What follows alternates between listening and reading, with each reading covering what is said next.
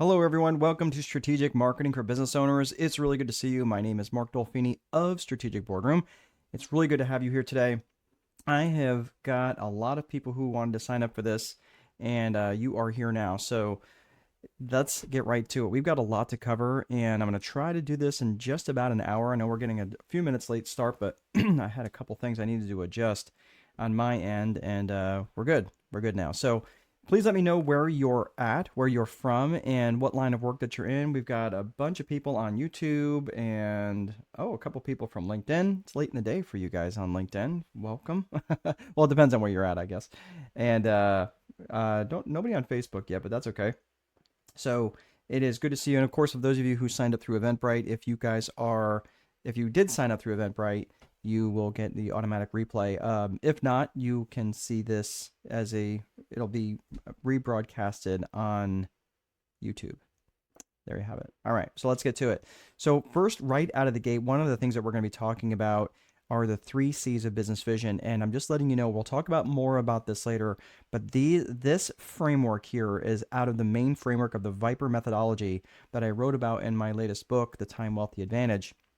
And those 3 C's are core purpose, core values, and client avatar. And everything that I have seen when a business is either struggling in their marketing, they are struggling in their uh, in their in their business in any particular way, right? They might have trouble with their staff turnover, they might have trouble with their client turnover, they may have trouble with their marketing, they may be not even be profitable.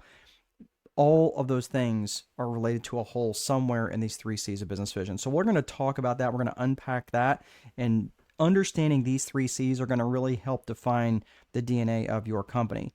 So first and foremost, who is this for? Who is this webinar for specifically? Look, if you're a business owner and you're looking to grow your business, this is going to be for you. And maybe you've just experienced a little bit of frustration with your marketing. Maybe you feel like you're just attracting the wrong people. Like, oh my gosh, how in the world did I wind up with this person? Anybody feel like that? I've felt like that maybe a couple times. Not actually in Strategic Boardroom, because I've been so much more discerning in terms of the people who I work with. But in my earlier businesses, absolutely, I have felt that way. And maybe for those of you who are just not profitable, you're really struggling, like money comes in and it just does not seem to stick around, or you're just not making the kind of money you feel like you should be with the people that you're attracting. This is for you. So we are going to be taking a strategic approach to managing your life and your business. You're going to walk out of this webinar. By the end, you're going to have a full framework on how to approach not just your market, the marketing to your business and doing it strategically, but also to your life as a business owner. Remember, your business is just simply an extension of you, right? So we have to work on both aspects of that. We're going to be working on both you, the business owner, and also the framework of your business. So we're not going to be getting super granular. What I want to do is I want to start to get you to think like a strategist versus a tactician. A tactician is good at very specific things.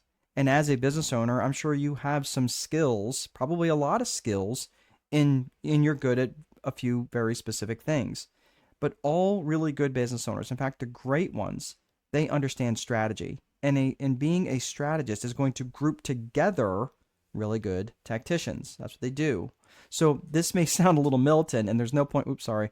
This may sound a little militant, and I'm not trying to make it sound that way, but there's no point in getting granular on things until you know the big picture. People will sometimes ask me for their my opinion on something in terms of something that they're going through, and I can't answer that question for them because I don't know big picture what's going on with them, with their business, with their life. I don't know their skill set. I don't even know what direction what are they doing this whole thing for? Are they trying to build this business to sell, or are they trying to build this business to grow it to something else so they can hand off to children or their employees or whatever? So this is going to make more sense when we talk about the systems and processes here in just a minute. So the entire premise of what I'm going to be talking about on the front half of this webinar is what's written about in this book over my right shoulder here, and what's on the screen is the Time Wealthy Advantage. So I'm not here to promote the book. If you want a copy of the book, you can pick it up on Amazon. If you'd like a signed copy of the book, you can go to strategicboardroom.com, and I will put the banner up here. One thing I always seem to forget to do. All right. So All right, so you guys are being kind of camera shy. That's totally fine. But the if you do, for those of you who just joined on YouTube, if you want to let us know where you're at and what line of work that you're in, I'll be make this more relevant to you. So these are these are the last 5 books that I have written. I published all these in 2025.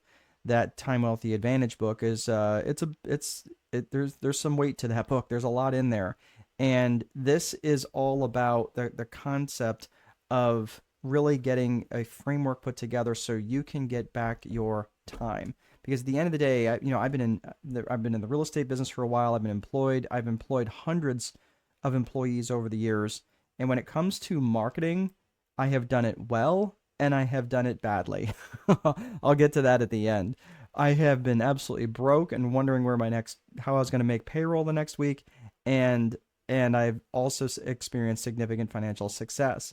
But I have something much more important to me, and that's what was enabled to write all of these books, and that was my time. If I didn't have control over my calendar, I couldn't do any of this. I couldn't do this. I would be constantly answering my phone and messing with all the things that are just showing up in my life. And the point is about getting time back. I'm not suggesting that money is irrelevant. It's not. Of course, money is very important. It enables us to do things. It enables us to have things in our life that we want and have those experiences in our life. But there's no point in making piles of money if it takes all of your waking hours to do it. So for me, and I'll give you yesterday as a perfect example. Yesterday, I spent with our 3.5-year-old at the Jumpy Place. Okay. And that's the Jumpy Place. And she loves that. And the thing is, I wouldn't be able to do any of that stuff if I was not practicing what I preach. And if I'm just going to say this to you now, like because I have my marketing set up, so my marketing is strategic, like everything else that I teach in Strategic Boardroom, because I have it set up that way, it enables me to have that kind of lifestyle. And if this is something that resonates with you, then you should stick around. If this is not something that resonates with you, and I'm not trying to sound harsh, but if you're just here to make money and only money for the sake of making money, this webinar is probably not going to be for you. That's okay. Like, again, there's a lid for every pot. I'm probably not it. I'm just going to show you how to have an awesome business by being strategic in your marketing, but also have an awesome life as well. Because again, I get to take my daughter to the Jumpy Place, and we get to have picnics in the middle of the day. And this is the game place where we get to go play video games. Yes, I know, we're bowling. Listen, she's 3.5. That's what she knows. She loves to play on those cars and drive the monster truck. Anyway, it's kind of fun. But the whole point here is that if you're feeling like if you don't have a good strategy, you're going to feel left burned out. You're going to feel burned out by your work. You're going to be uninspired. It's going to be hard to think of your next moves. It's really hard to think strategically when you're constantly just whacking the closest alligator to the boat. Or maybe you're just a couple that is in business together and you're constantly fighting about money or trying to get in new leads or trying to get sales, or anytime you have a date night, it turns into a board meeting. Do you know what I'm talking about?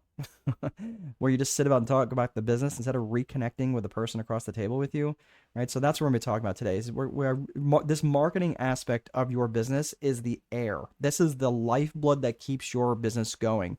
And if you don't have this right, if you don't have this dialed in, it's going to be really a big struggle. So let's get to the agenda real fast. We're going to talk about the systems part of the business. Then we're going to talk about the psychology that's also necessary. So systems and psychology, that's the two aspects of business that you're going to need. You're going to need both aspects, systems and psychology. And then we'll talk about the 4 core functions of business as this all relates to marketing. So for those of you who are like, well, this sounds very similar to other webinars I've attended. Yes, because I looked through the 4 core functions. I'll talk about the 4 core functions later, but the lead generation, the sales, the operations, and the accounting, I apply these lenses through all of those different functions. So this really doesn't, the agenda does change a little bit, but I'm still using the same framework on each problem. Okay. And I'm letting you know this so you can do this on your own. Again, everything I'm going to be talking about in terms of systems is out of this book right here, The Time Wealthy Advantage. So if you'd like to pick up a copy, you can go ahead and do that. All right. So let's get to the Viper method. The Viper method is a framework. It's a strategic framework about how you're going to set up your business, and not just your business, but your life as well. And you're thinking, well, why does he keep bringing that up? Because the thing is, I don't want you getting trapped in a business that you can't escape from. I don't want you creating a high-paying job. Yeah, being high paid is great, but not if you have to spend all your time doing it. So let's get to the Viper method and let's break this down. Viper is an acronym for Vision, Infrastructure, Process, Execution, and Reporting. And this is really critical when you're thinking about setting this up from a top-down perspective. This is how you do this, both from a business owner's perspective, from life and business. So let's look at vision. Vision has two components, and it has personal vision and it has business vision. The personal vision is specifically about where it is you want to go in life. If your job description wasn't a life description, that's really important to remember, because the whole point of this, let's say for argument's sake that you wake up tomorrow morning with $30 million or 30 million euros or whatever it is. Hey, Joe Dolfini in Naples, I know you. That's, yes, this is you are my uncle, I believe. I think we determined that. So it's good to see you, Joe. I hope you're well.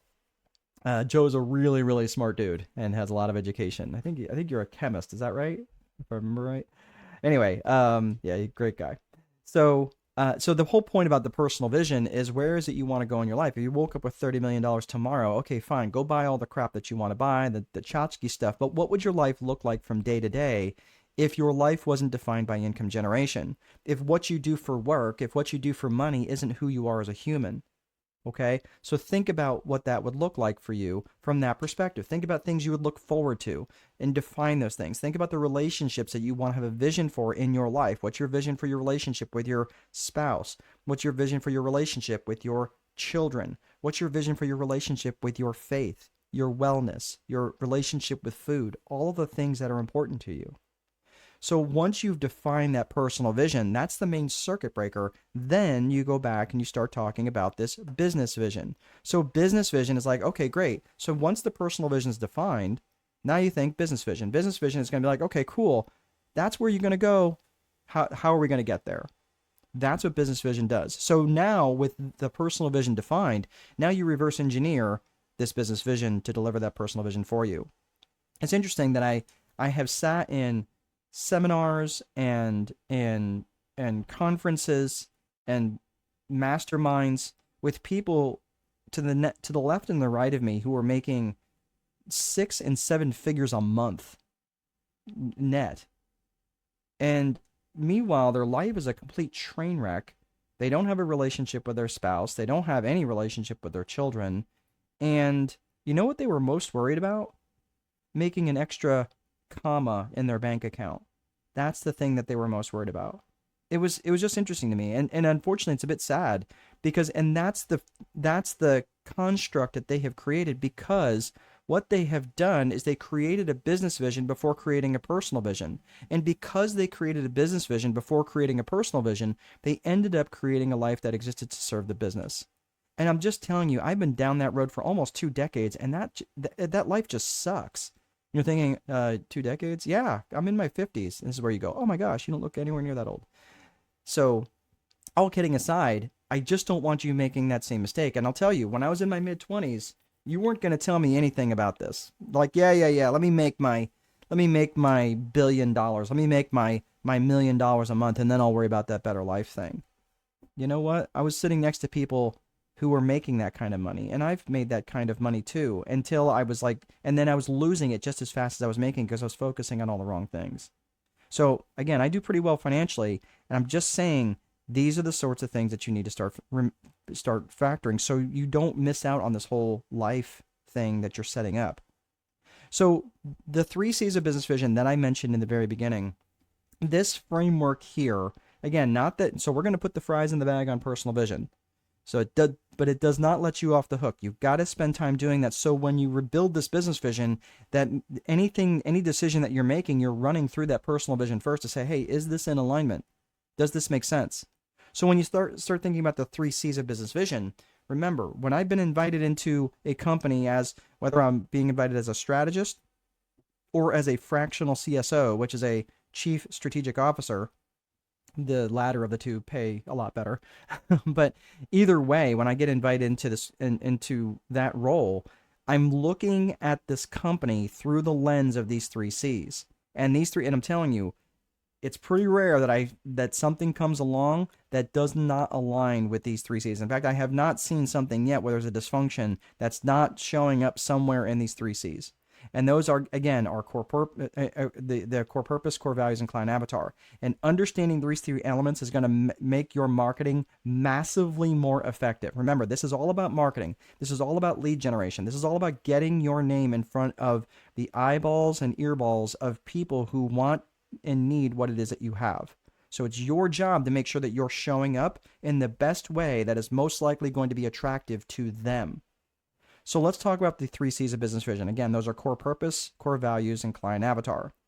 Let's unpack core purpose. Core purpose is specifically what business are you in and what problems do you specifically solve. And it's really important that you be highly specific in your answers. If you're not specific in your answers and you're just kind of like, well, I'm in real estate, that doesn't tell me a whole lot. Are you in real estate in the northern half of the globe? Right? Like that doesn't tell me a whole heck of a lot at all. In fact, it tells me very little. But if you said, well, no, I'm a residential realtor on the south side of Miami in these two specific school districts, I can get behind that because now people know you for that. And now you can almost be a little obnoxious about the things you will do and a little obnoxious about the things you won't do. So again, this is where you start saying, you know what? This isn't really what I do. Think of your core purpose. Again, many businesses, and especially many business owners, they have a lot of things that they do. They have a lot of skills. They're like, well, we do a lot of things. Great. Think of yourself like an automobile mechanic. And when you're an automobile mechanic, you have lots of different things that you can do for vehicles. You can replace headlights. You can replace taillights. You can probably replace belts and hoses and do tune-ups and brake jobs, right? You can probably rotate tires. Will you change oil? Sure. Will you do transmission work? Probably not. Probably not. And the reason you won't do transmission work is because for most vehicles, transmissions are highly specialized pieces of engineering that most general mechanics just don't know how to mess with. Or if they do, it takes so much excess time for them that it's not worth for them doing. So they'll farm that out, or they'll just refer that to someone else who does that and only that. So I want you to start to think about yourself as a mechanic. These are the things we do. This is the lane we'll stay in. And as a mechanic, will your mechanic work on passenger rated vehicles and get them roadworthy? Sure. Will they work on dump trucks? Probably not. Will they work on lawnmowers? Probably not, because they can't charge enough to make it worth their while. You see what I'm thinking? The line of thought that I'm bringing here? I want you to think of yourself like that and stay aligned with that core purpose and be really clear about that. Because anytime you're going to struggle in your marketing is when you're trying to bring too many different things in front of your avatar. It makes it very confusing. My core purpose specifically, I like working with married business owners, generally people who are Christians, but not always, but married Christian business owners who have kids at home who are struggling in profitability and managing their time, who have basically are buried in work and just really struggling with their calendar all the way around. Those are the folks who I really like working with. And I'm really dialed in terms of how I help them with their lead generation, with their sales, with their operational efficiency, and with their accounting. That's the lane that I stay in. If they started asking me about tax accounting, I can't help them. If they start asking me about certain laws, I can't help them. If they start asking me about HR functions, I don't really know the laws that well, but I do know those four main functions: lead gen, sales, operations, and accounting. So that's why I lean on experts in the field to help me in those different areas. What I want you to do is get really clear and really dialed in on your core purpose, so you can then, when you are reaching back out to your client avatar, you could say, hey, I noticed that this is a problem for you, or hey, maybe it's time to fix your belt, or hey, or change your belts out, or flush your radiators, or whatever. Making sense? Okay. Let's get to core values. We talked core purpose. Now let's talk core values. Core values is what matters to you about this business, and how would the world be worse off if you went out of business? And you might be thinking, what does this have to do with the price of green beans when it comes to marketing? It has a lot to do with it, in fact, because when we start unpacking lead generation and sales and the four core functions of business, this is going to make a heck of a lot more sense. But here's the thing. When you're attracting people who are not in alignment with your core values, they're just, you don't want to work with them.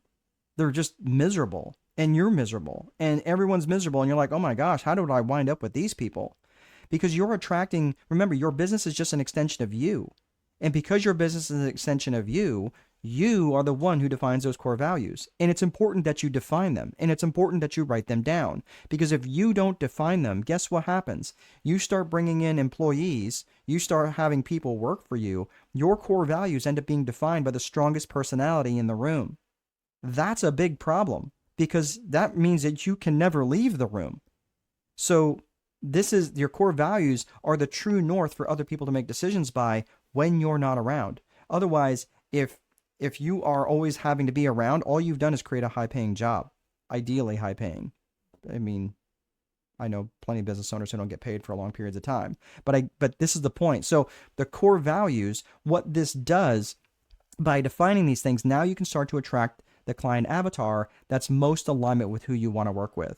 So think about this for a second. You might be thinking, well, all right, well, the core values specifically of the business are, because your core values are, the core values are an extension of who you are, it's important that you define these things. Think of the miserable boss that you used to work with, that manager that was just a total pill that you couldn't stand. What was it about them that you didn't like? Was there a violation of a core value for you? And usually it's enough for you to actually specifically take action. Enough, it's like, oh, that annoys me. Yeah, but annoying is not generally enough for people to take action. If you go, I can't work there because it's such a violation of who I am. Now, and again, I get that sometimes you just have to stay in a job just long enough until you can maybe find something different because you have to feed your family. Totally respect that.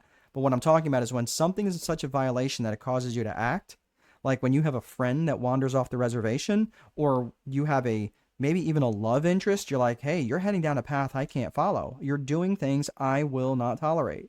And those are violations generally of core values. So define these things, write them down, because here's the other thing. The core values define the company culture, and the company culture and the company brand share an inextricable link. And the company culture is what's experienced by people inside the organization. The company brand is what's experienced by people outside the organization. So it's really important that you take the time to define these core values. So that's the core values. So we talk core purpose, we talk core values. Now let's talk about client avatar. The client avatar is who specifically and ideally do you want to serve? This is everything around marketing. And if you just are like, well, anybody who ... that's way too broad. You can't have a conversation with everybody. You can have a conversation with anybody, but not everybody. And when you try to do it with everybody all at one time, you're going to end up attracting nobody. That's the problem. So I want you to think of your avatar specifically, and ideally, who is that person you want to serve? Or maybe it's a couple, or maybe it's a team, maybe it's a group of people, maybe it's a whole board of directors. Who knows? But who specifically and ideally do you want to serve?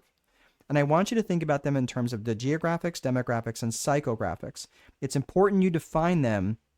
Again, write these things down in these three main areas. So let's look at geographics. Geographics is where they are in the world. Where are they at? Are they online? Are they not online? Like, where are they? Where are these people? The demographics is who they are. And think of it this way: the demographics of like, are they married? Are they single? Are they rich? Are they poor? Are they married? Are they single? Do they have kids? Do they have no kids? Like, what's their demographics? What does that look like? And the psychographics is how they think and how they buy. How they think and how they buy. So when you're thinking of the psychographics, I want you to think of the phrase ALIA, ALIA. And this is really important for you to do this exercise. When you're defining them ALIA, that's attitudes, lifestyles, interests, and aspirations. It's interesting. I had someone who was on. I had done this webinar before, and they came back to me, and they had gone through it, and they were still struggling in their marketing. And I said, "Okay, well, tell me about your client avatar." And they were still very, very vague about their avatar, because they're like, "Well, there's so many people who could buy this," and I'm not saying specifically who it is, but there were so many people who could buy this product or service, and that's reasonably true. Most people did need this thing, but the problem with such a generic product is that without focusing specifically and ideally in terms of who these people are, it was so easy to get lost in the noise. I said, look, focus on an avatar specifically. What are their attitudes towards your product or service? What is their attitude? And understanding their attitude towards it is really going to help you get in front of them in your marketing. So the reason I'm saying this is, like, let's say for argument's sake that someone has a really antagonistic relationship with attorneys. Like, I have a good relationship with my attorney and the attorneys who have worked with me, but I generally don't like attorneys. I think there's a lot of problems. They cause a lot more problems than they fix in the United States. That's just me. But the thing is, with their attitude, if someone knew that attitude about me, they could come in front of me and say, hey, I know you might think that attorneys are kind of greasy and cause a lot of problems in the US, but they also do bring a lot of value. Does that make sense? So it really makes sense for you to understand their attitude and wrap that into your marketing. And in fact, that would make a great hook. That would make a great headline to get people in front of them first. So when you're starting to think about their attitudes, that's a great way to know how to market them up front. And I'm going to talk about different degrees of traffic temperature here in a little bit. So this is really important too, is if you know their attitude and you can match their attitude with their traffic temperature, it will really make your marketing, it'll make it magical. How about that? So the lifestyle is important too. So knowing their lifestyle, do they travel a lot? Are they young and jet setting? Are they older and they have grandkids? Where are they at? Are they middle aged and have teenagers? What are their interests? Do they like American football? Do they like European football? Do they like NASCAR or Formula One? Where are they in terms of their interests? And finally, is their aspirations and goals. And again, when it comes to marketing, when it comes to being strategic in your marketing, I would say, honestly, understanding their attitudes and understanding their aspirations and their goals is probably the two real gems that if you can and get in front of them in terms of knowing what their aspirations and goals are, and you can talk to them that way, that is really, really powerful. Because if you and your product and service can solve their problem that gets them closer to their aspirations and goals, it's like a license to print money. Now, maybe your product or service doesn't directly help them reach their aspirations. That's fine. They're probably not your avatar. But for the ones who are, then you have a real ability to solve their problem. So that's why, hey, are you trying to make more money in your business? Oh, yeah, I am actually. Okay, now you're leaning in. Let me show you a few things that you might be able to do that in the next few weeks. Reduce the time commitment. Let them know that it's not going to take forever to do this. We're not talking years. We're talking potentially weeks or months. So this is the sort of thing where you when you're bringing this down in the client avatar and these 3 C's of business vision of core purpose, core values, and client avatar, listen, you've got to write these things down. The other person, the point that I wanted to make with that other individual, I was going to ask them, like, hey, why are you still struggling with this? They hadn't done any of this exercise. And very few people actually do. Very few people actually take the time to write these things down. I'm telling you, from a 1 to a 10, how clear are you at in your core purpose? 1 to 10, how clear are you in your core values? 1 to 10, how clear are you in your client avatar? And for all 3 of these, rank yourself. But I'm just letting you know, you cannot rank yourself more than a 5 if they're not written down. It's that important, because our mind will trick us and our mind will wander over time and swear to God up and down that was what we thought our core purpose was. And all of a sudden it starts wandering. So you've got to be really clear about what these things are and take the time to write them down and do the research. So that's the vision component. So the vision here, that is the, again, personal vision and business vision. Let's talk about the next component in the Viper framework, which is infrastructure.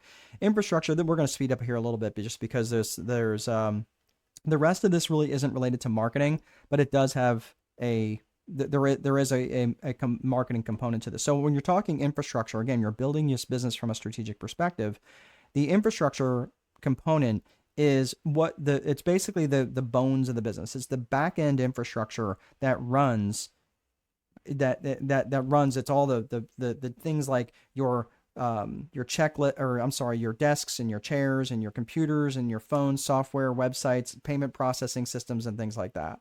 In the context of marketing, This is this when you're looking at specifically at infrastructure, you're looking at like CRM, your customer resource management tools. And those are things like Pipedrive, Go High Level, HubSpot, and Monday.com. I personally use Pipedrive. I know a lot of people use Go High Level. Either, I don't care what you use. You could use the back of a towel if you want to write it on there. But the point is, you need something that's going to utilize and really leverage your ability for when you're bringing these people into your infrastructure, and when you're bringing these people in with your lead generation, you need to have a way of capturing them and stay on top of it. I'm saying that somewhat tongue in cheek about writing it on the back of a towel. I don't care what you use as long as you use it. But if you're not using a piece of technology in this day and age and you're just going analog and writing it all down, I'm telling you, you're working way harder than you need to be. And this is where you're starting to put in a lot more process because your infrastructure is weak. So when you're looking at infrastructure, again, there's other pieces of software and websites that you need for sourcing software, finding the people that you're actually trying to market to. And this is, you can use LinkedIn Navigator, Apollo.io, you can use Lead IQ. Any of those are actually really good. LinkedIn Navigator is specific to the people who are on LinkedIn. However, where Apollo or Lead IQ, those tend to look at the universe of people that are out there. When you're looking at different software automations and integrations, again, you're looking at things like MailChimp and Constant Contact. Those are email automations. Those are phenomenal infrastructure pieces that you can add in. And again, you don't need all of them. You just need one of them, right? And I'm not saying like MailChimp really isn't a CRM, but if you do have a CRM that can connect and chat with MailChimp or Constant Contact, that's actually really nice. And if they don't, you can use tools like Zapier or Odoo to connect those different pieces of software and those automations. So infrastructure is really critical, but you might be saying, well, if it's so important, then why does vision come first? I mean, we're talking about our business here, right? Why wouldn't infrastructure come before vision? You're like, well, then it wouldn't spell Viper. yeah, true. But vision does need to come first, because I'll give an example. So let's say, Larry's vision for the future is for him to lay on the beach in Spain for 2 months out of the year, rubbing cocoa butter on his belly. Okay. If he designs an infrastructure where he is required to return emails and phone calls in a timely manner, that's going to be a terrible experience for him when he's trying to lay on the beach for 2 months out of the year, rubbing cocoa butter on his belly. So you have to have this infrastructure that's going to be designed, that's going to deliver your vision for the future. That's why infrastructure comes second. So we talked about vision, we talked about infrastructure, let's talk about process. Process is simply how you do stuff.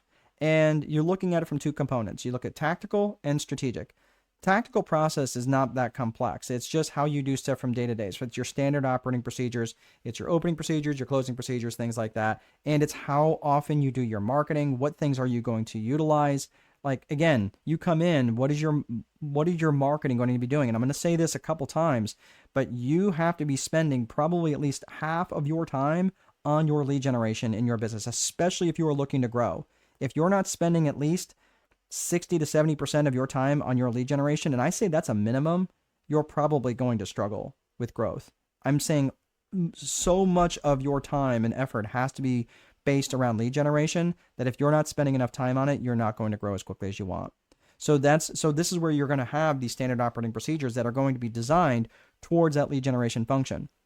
And again, but it could be around anything. It could be around opening procedures, closing procedures, how you prepare bank deposits, how often that you're going to post stuff through another tool called Metricool. Metricool actually does automatic posting on all different social media outlets. It's absolutely fantastic. I learned that from my friend Rachel Peterson, who is an absolute genius when it comes to marketing.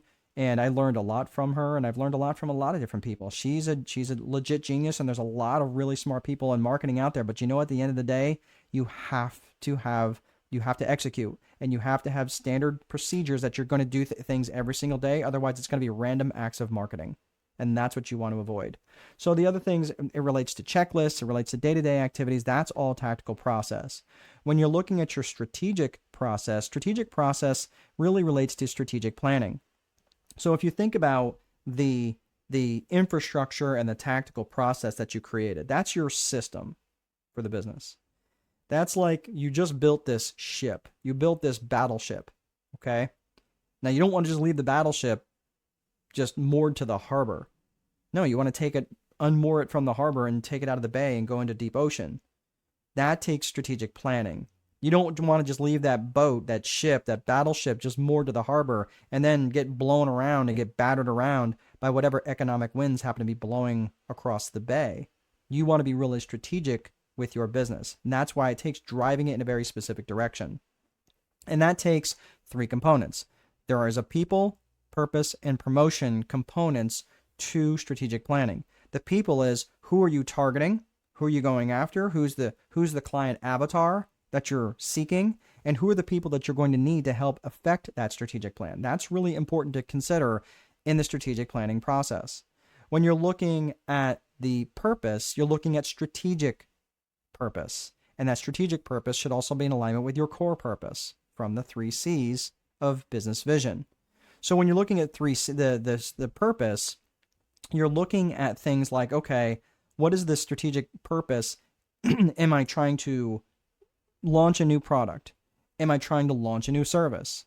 Am I trying to grow my existing market share? Maybe I'm trying to attract a totally different avatar than I had before. Okay. Whatever that is, it's really important that you get really clear on what the purpose of the strategic plan is and make sure it aligns with the core purpose, because you don't want to wander and get this shiny object syndrome and it's too far out of alignment of your core purpose. That would be as if like Starbucks started selling chainsaws.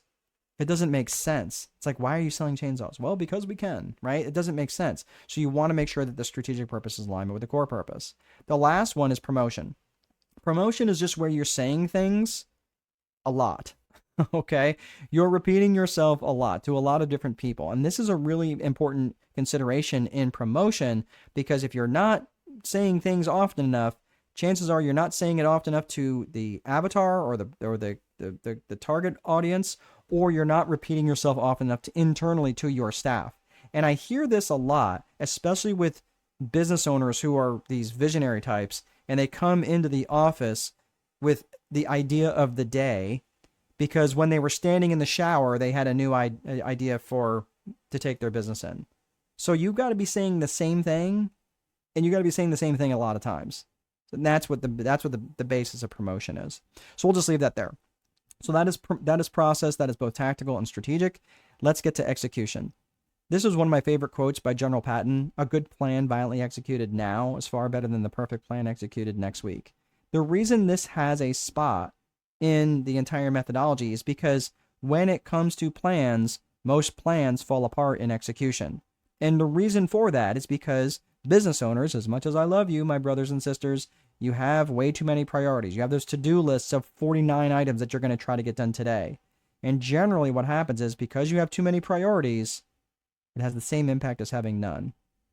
So this is why when I put these things together, I come up with a daily 5. And the daily 5 are up to, say it with me now, up to, one more time, up to 5 highly specific actions that you can take, which are going to move the needle towards your vision or your strategic plan. One of the two. And I say up to 5 because when you try to have more than 5, it just gets very overwhelming. In fact, I cannot maintain the pace of 5 for more than a day or two.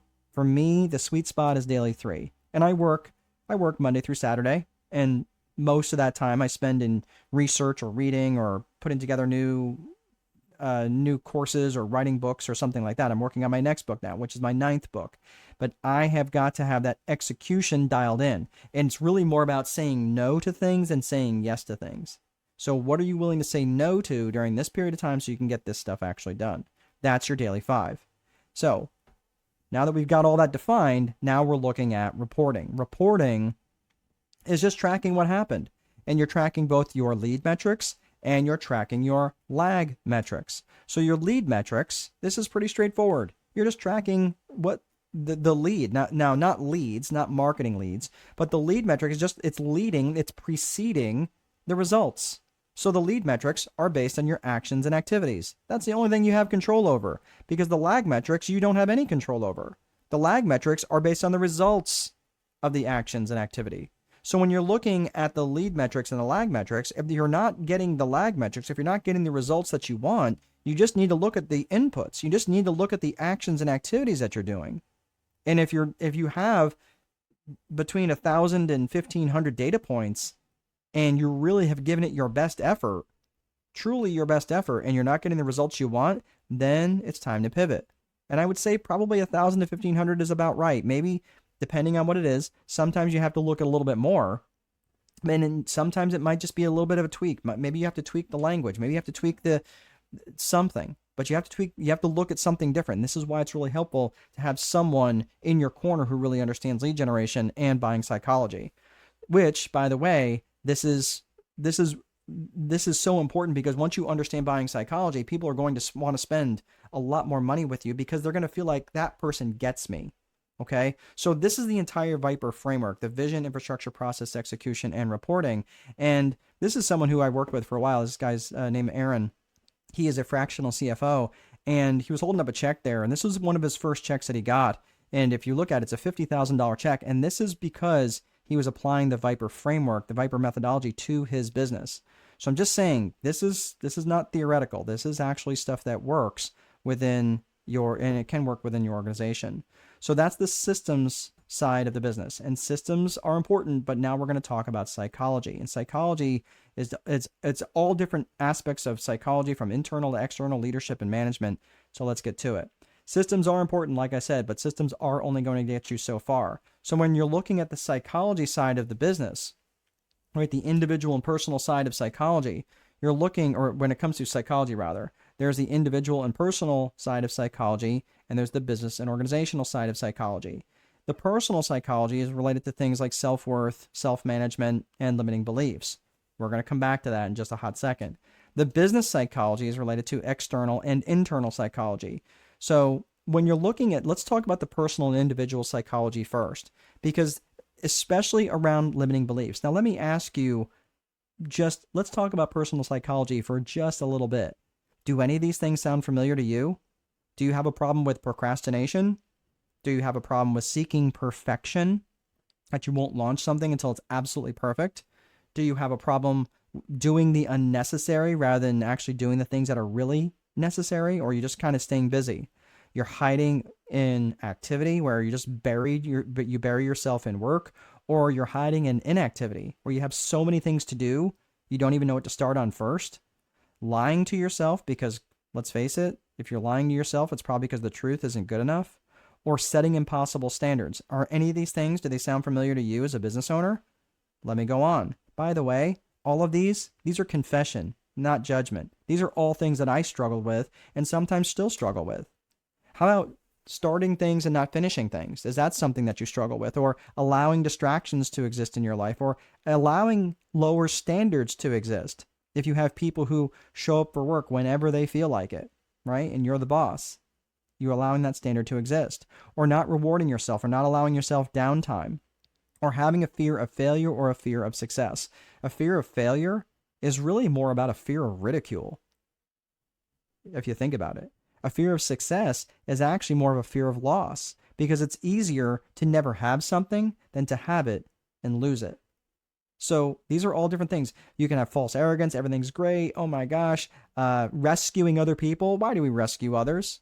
I can tell you why I rescued others. I don't do it as much as I used to, but rescuing others. Oh, you're a mess? Let me go fix you. And meanwhile, I'm fixing them. What am I not working on? I'm not working on my own head trash. So that is why I would be rescuing others. Nitpicking or picking fights, or just needing to be right, constantly complaining, which is just poison. Thinking that I've arrived. Oh, cool! I've made all my money this month. I've made my quota. I don't have to work any harder. I've read a book this year. I don't have to read anymore. Oh my gosh, it's so bad. It's just toxic. Gossiping or comparing yourself, constantly tearing yourself down, not taking ownership for your part in things. And if you don't see, it's impossible. If you don't see yourself as part of the problem, there's no way you're going to see yourself as part of the solution. So you have to take ownership of your part in this. being consistently late, missing deadlines, flying by the seat of your pants, not following through on commitments, having a bad relationship with time, having a bad relationship with money, and about 12,000 other self-sabotaging behaviors that take away from your compounding effective effort. You're like, great. What does all this have to do with marketing? All of this that I mentioned disrupts your ability to be effective in your marketing. So if there's anything in there that you specifically have to unpack, you probably need to work on yourself a little bit, because it's absolutely going to be effective and it's going to be disruptive in your marketing. And a lot of people do this, and you think, well, what does this have to, how does it really do it in that way? Because you won't do it. You won't be putting yourself out there as often as you need to be, and you won't even be pricing yourself appropriately. I can tell you for a matter of fact, there's a lot of people who are pricing themselves way too low, and because they've devalued themselves, they're not valuable in the market. Therefore, they struggle. They raise their prices, and now all of a sudden, they're making a lot of money because people are like, oh, wow, well, if they're pricing it that high, it must be good. And there is, and it better be good. There better be high quality to it. But people who price themselves too low, and I've worked with many clients who charge themselves, they were basically pricing themselves out of business.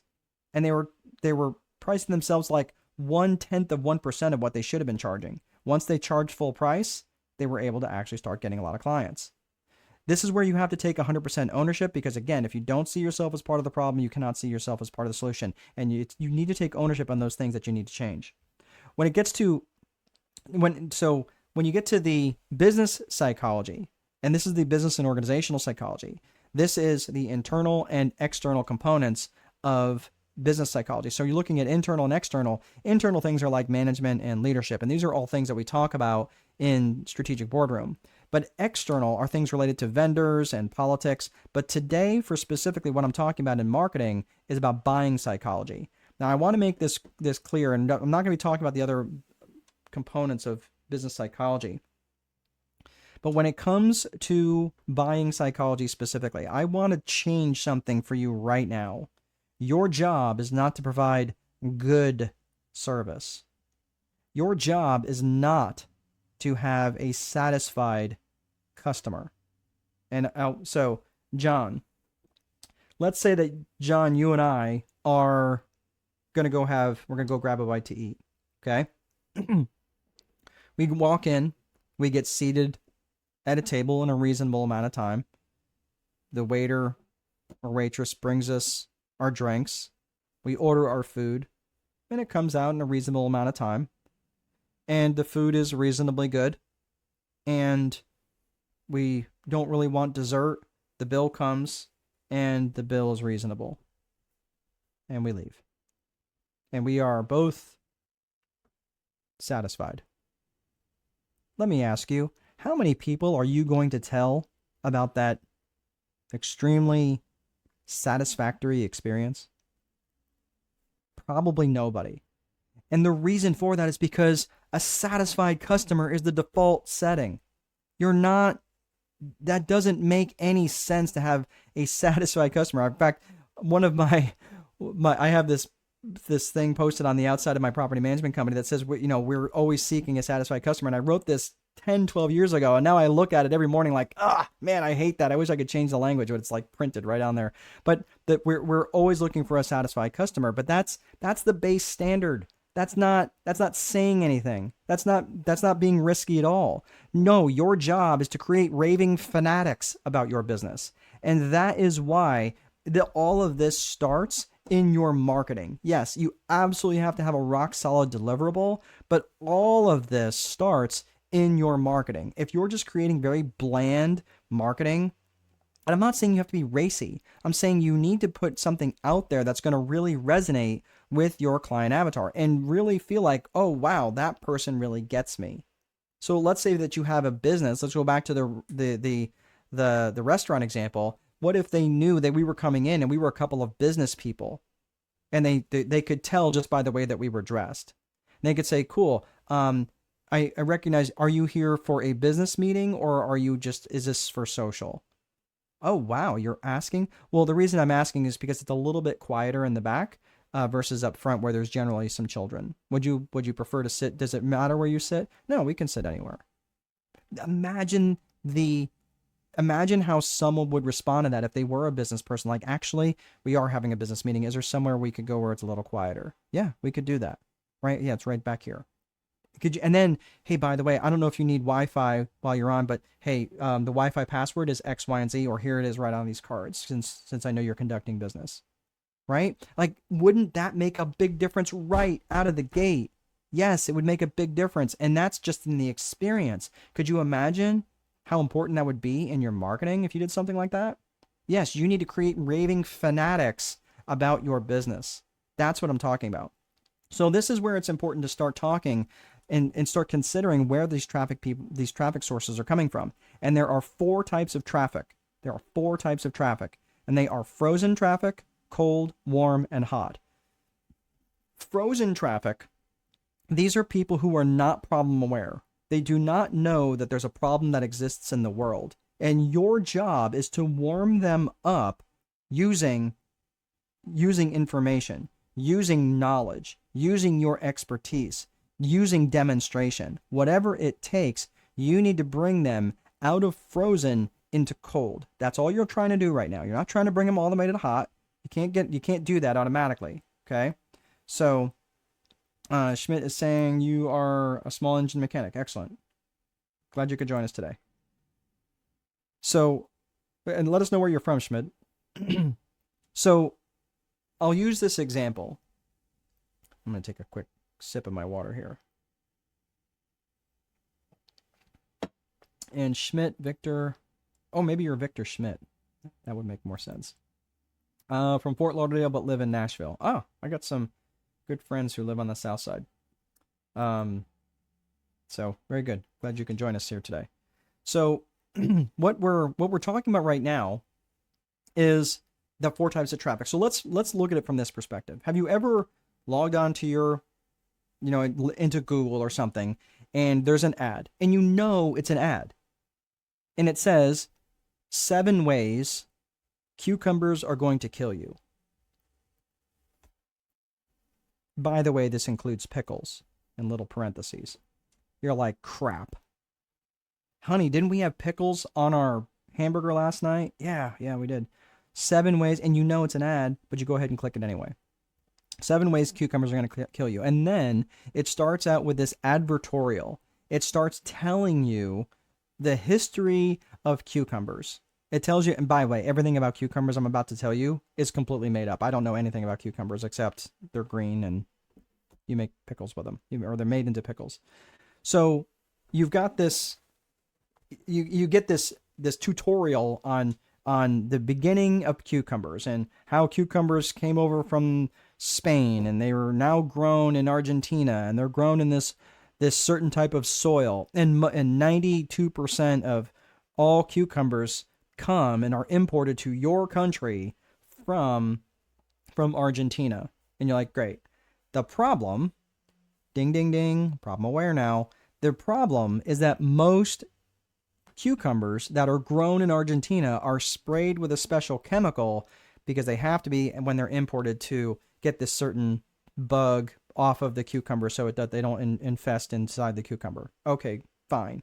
So now, is there a problem? Well, yeah, the problem is that chemical that they use can cause buttworms. Okay, I don't want buttworms. Okay, so now you are just now officially made problem aware. You are now officially cold traffic. Now, are you ready to buy anything yet? No, but you're probably going to keep reading because now you don't want buttworms. So now you're reading this and you're going through this whole thing and you're just waiting for the pitch. So you're like, okay, 7 reasons why cucumbers are going to kill you. Crap, this includes pickles. Now I'm reading about Argentine cucumbers that are sprayed with a special chemical and it's going to give me buttworms. Well, what can I do? Well, what you can do is not buy your cucumbers from Argentina. You can buy them grown locally in the same type of soil, and they're grown organically, and they're not sprayed with a certain chemical because they're not imported. And because they're not being sprayed with this chemical, they're not going to cause buttworms. You are now solution aware. The solution is you're going to buy organic cucumbers. Okay? You are now warming up. You've been warmed up from frozen traffic to cold traffic to warm traffic. Are you ready to buy yet? No. because they don't even know who you are. Now, since you don't want to buy these Argentine cucumbers because of the chemical, and the chemical causes buttworms, but you buy them organically that are grown in a certain type of soil, they're not sprayed with this thing. And by the way, just down the road from you happens to be a farm that sells these types of cucumbers. And by the way, they also have an assortment of pickles that can be drop shipped direct to your door. You are now hot traffic.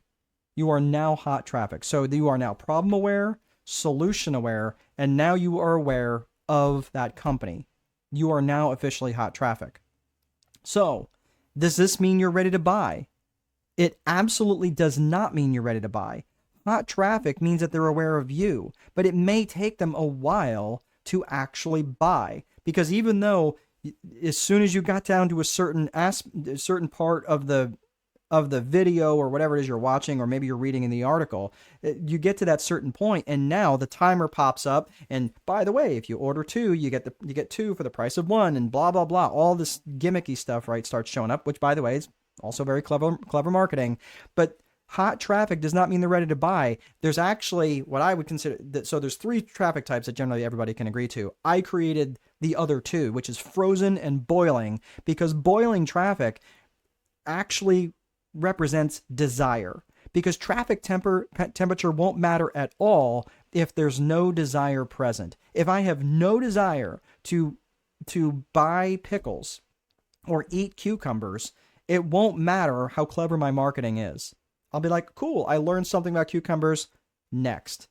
So there has to be desire. So it doesn't make any sense. This is why you have to understand your avatar, because if the avatar that you're marketing to really likes to eat healthy and doesn't want to get buttworms, which I'm assuming most people don't, but let's say that hey, by the way, these cucumbers are non-GMO, right? Non-genetically modified. And you're like, oh, yeah, I'm kind of down that road. I don't want to eat genetically modified food. And I like that this guy who's selling these is local to me. He's only 10 miles down the road. I could actually go visit his farm. Okay? So what I'm saying is, you cannot create desire in your marketing. Anybody who's tried creating desire has failed epically. But when you tap into the desire that already exists, it's like trying to say, well, don't you want to eat healthy? No, I have no desire to eat healthy. Okay, don't you want to quit smoking? No, I actually enjoy smoking. My mom enjoyed smoking for years. It definitely was part of what killed her, but, that's the thing. Like, she enjoyed it. She had no desire to quit smoking. And so there has to be desire in order for that, because you can bring them all the way to hot traffic, but it's not going to matter unless there is desire. Okay, so you might be thinking, well, how do you tap into the desire? Well, there's a way that you can consider desire and how you start thinking in the context of your client avatar and how to start tapping into their desire. And that is through the 15 reasons why people buy. Sorry, that's mislabeled at the very top. I'll have to fix that.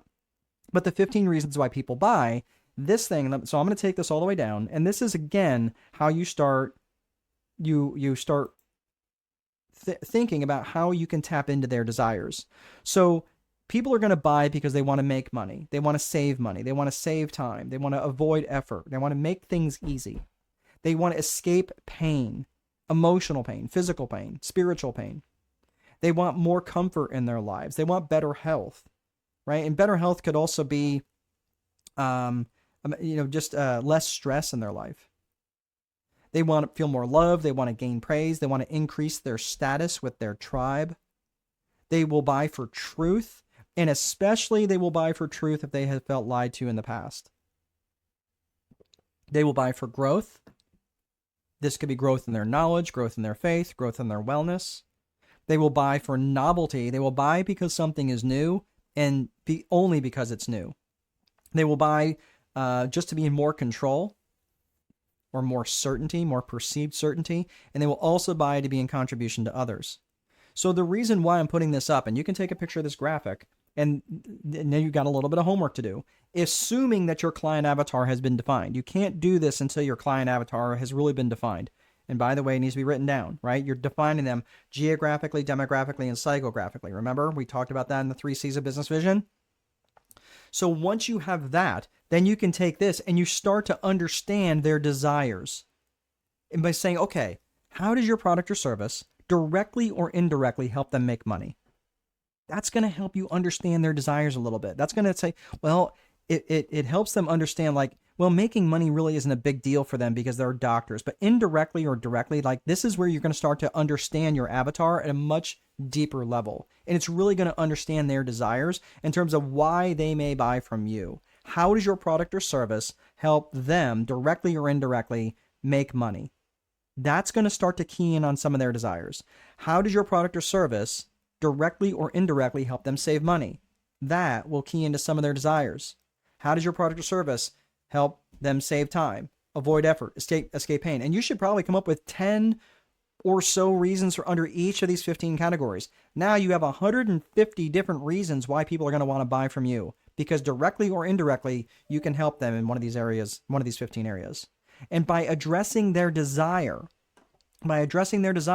you're going to get a client avatar that says, that guy gets me, that gal gets me. And when they say that, that's how you know you've hooked them. And I'm not saying in a hook them in like a bad way. Like you've now attracted them. They're like, oh wow, he's part of me. He gets me. She gets me. That's how the best marketing will work, because you're connecting with that person at an emotional level. So that is the psychology. So we talked about the systems, we talked about the psychology. Now let's talk about the 4 core functions. And this is the last section here, and then we'll land the plane. So the 4 core functions of business are the lead generation, the sales, the operations, and the accounting. And your customer's journey through your business happens in that order. So when it comes to lead generation activities, you have to recognize that 60 to 70% of your activities, your actions and activities, remember in the E of the Viper method, the execution, 60 to 70% of your daily 5, I would say your daily 5 should really be all lead generation activities, but your total activities, 60 to 70% of that need to be around lead generation. So that means if you work a 10-hour day, 6 to 7 hours need to be around lead generation. Especially if you're trying to grow your organization. And all of those actions and activities should be directed towards creating trust with your avatar. And the fastest way to create trust is to demonstrate competence. Demonstrate that you know what you're talking about. So I want you to start thinking about this. How can you demonstrate competence to your avatar? Well, could that be through a webinar? Could that be through your marketing? Could that be, again, this is marketing for me. I'm demonstrating competence. Some of you might go, well, I don't know, this guy doesn't really seem to know what he's talking about. Well, no one's left the webinar. Okay. I mean, they've left and they came back, and they've left and they come back. But the thing is, like, maybe it's just an internet connection. But the thing is, how can you demonstrate competence to your avatar? That's going to be really critical, because then they're going to trust you much faster. So the market judges you by your samples. This was something that was written by Claude Hopkins in the early 1900s. When he wrote his book, Scientific Advertising. I think it was published actually in 1929. But he wrote about this because he understood that the market judges you by your samples. The market judges you by what you give away. The market judges you by what you give away for free. That is how you demonstrate your competence to your avatar. So make sure your stuff is really high value. But when you're demonstrating trust, okay, there's these 7 areas of trust, which are really, really important. And again, it comes back down to competence. And again, the 2 main things of trust, the 2 main trees, if you will, of competence and character, these two trees of competence and character, they share the same root system. And the fruits off of each of these trees are born a little bit differently, because the fruit of competence is a little bit differently than the fruit of character.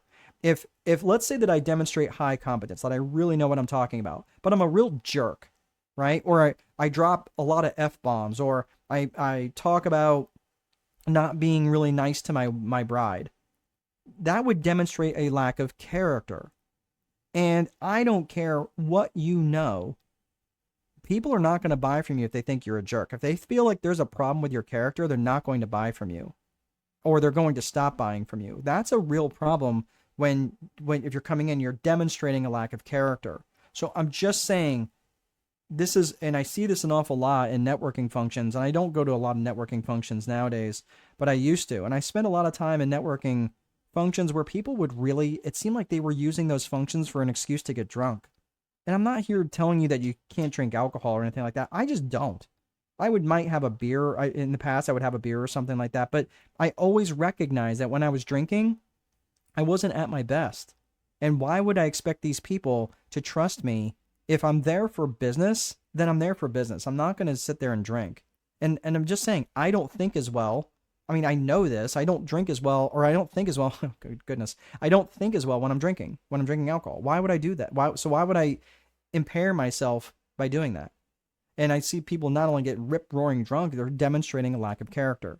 So the rest of these areas of trust around caring and confidence and commitment and communication and consistency. Again, you've heard of people don't care about how much you know until they know how much you care. Yeah, there's a caring trust component to that. There's a confidence component to that. You have to be confident in your product or service. And if you're not, they're not going to trust you. There is a commitment.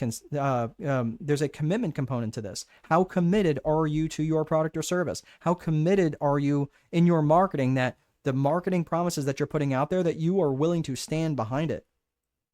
People will sniff bad commitment. And by the way, I'm just going to go off on a quick tangent on this.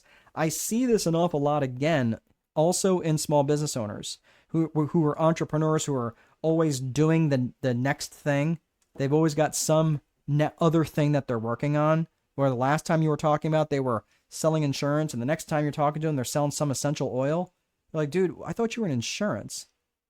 I'm just telling you, you could be really damaging your brand with a lack of commitment. Communication. If you're not just effectively communicating, but you're inconsistently communicating, which goes to number 7, is consistency. How consistent are you in your marketing and how you're showing up to your client avatar? And the thing is this, when it comes to all of these things, when it comes to the lead generation function specifically, you can never take your foot off the gas, because here's the truth. You can have the best, most efficient business. You can be an absolute paragon of truth and justice and virtue. You can be so dialed in on your sales technique that you can sell ice to Eskimos and voting booths to Castro, and you can still starve. And that is exactly the thing that I did not recognize when I published my first book. My very first book is, and again, this is where you just have to recognize you can never, ever, ever take your foot off the gas when it comes to lead generation. When I published my first book, I wrote this book, and I'm very proud of this book. It's The Time Wealthy Investor. It's out of print now, and it was replaced by The Time Wealthy Investor 2.0. But when I wrote this book, it's about a 280-page book. And I spent the better part of a year and a half writing this book, getting it edited and rewriting the book. I had to start over a couple of different times after I had gotten everything written down. And it was a lot. It was a lot to get out there. So when I actually got it all done, I was extremely proud of myself. And I basically clicked the publish and submit on, I think at the time it was Create Space. It wasn't Kindle Direct Publishing yet.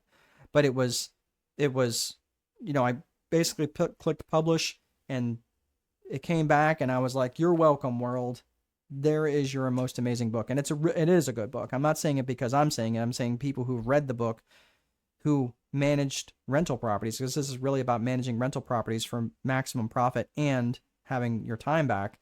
It's a good book. And they told me it's a good book. And because I was like, okay, it's such a good book, and I was, after about 3 weeks, was looking at my book sales, and they were $0. Huh. Oh my gosh. Not one person bought the book that I did not know. So this is going to be a little harder than I thought. So I created this brand called Landlord Coach. And I really started to learn all I could about selling books. And I created funnels, and I did posts, and I did marketing, and I did emailing, and I did cajoling. I put in so much effort in trying to sell this book. I paid for Amazon ads and Facebook ads and Google ads, and my volume increased tremendously. In the 3 months I spent trying to do nothing but sell these books, and from all that effort, I went from $0 in sales to $95.64. Oh my gosh. I was so discouraged. And the thing was, this wasn't even profit. This was the result of 12 sales. You might remember the, free plus shipping offers. I was so incredibly frustrated. I mean, I just wanted to give up at this point. Okay. That was like, and I had to recognize why they weren't trying to buy the books. I was trying to sell them information when actually what they wanted was transformation. I was trying to sell them books when they just wanted their lives better. That's what they wanted. I was selling the trip. I was selling the pack up all your crap and drag it through the airport and get on the plane for a 7-hour flight and drag your stuff back through another airport and then drag it through a hotel lobby and then get to there, and then everybody's going to be exhausted and the kids are going to be cranky and everybody's going to be upset. That's what I was selling them. I was selling them a 280-page book, not the transformation on the other side, not the, oh my gosh, spend 5 days on the beach doing absolutely nothing to be waited on hand and foot. That's not what I was selling them. I was selling them the trip, not the vacation. I should have been selling them how this was going to make their life better. That's the crux of marketing. You have to make sure that you're not trying to sell them the feature or the benefit. The feature or the benefit's not going to matter. What will matter here, just hang in, and I'm going to tell you what you really need to be focusing on. But the point is, you have to recognize how much trust plays into that aspect of actually getting them to buy, because they probably didn't buy the book because they didn't trust me. Because sitting down and reading a 280-page book for people who are already time weary, probably not going to do it.